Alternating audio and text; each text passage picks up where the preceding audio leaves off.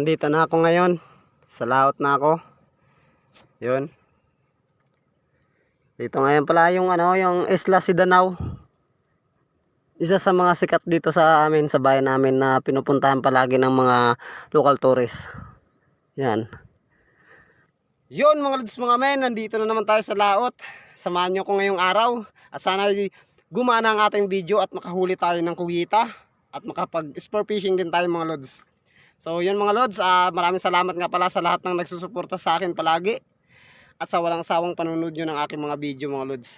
So yun, kung bago ka pa lang sa aking video, huwag mo kalimutan mag-subscribe. At pahit na rin ang notification bell button para updated ka sa lahat ng aking bagong upload ng mga video mga lods. Siyempre. So yun, samahan nyo ko ngayong araw. Mag-spearfishing tayo at magmugita. Let's go! I've seen a lot of change, been through a lot of pain. Some things are not the same as they were a year ago, but all will be okay. I move on each and every day. The past is where it stays, way back a year ago. I've changed for the better this time. I thought I would never be fine. I strive just to say I'm alright, and for the first time in a long time I'm alright. I've seen a lot of change, been through a lot of pain. Some things are not the same as they were a year ago, but all will be okay. I move on each and every day. The past is where it stays, way back a year ago.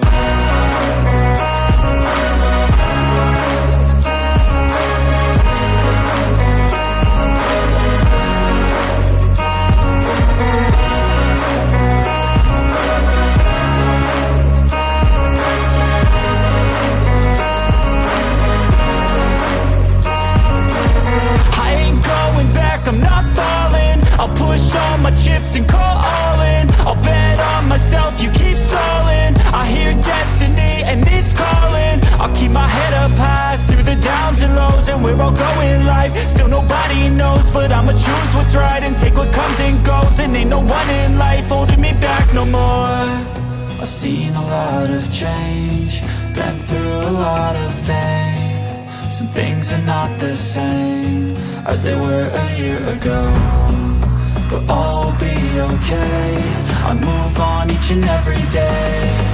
The past is where it stays, way back a year ago.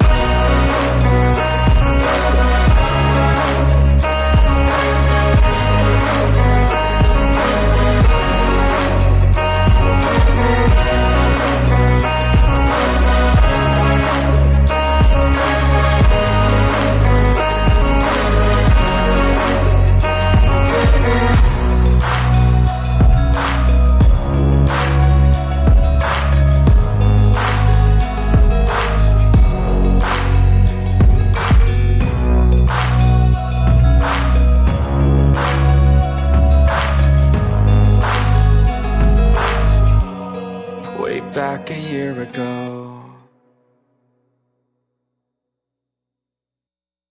Yan mga lods, ito lang talaga yung nahuli natin. Pero ayos na ito mga lods. Pang ulam-ulam na rin ito.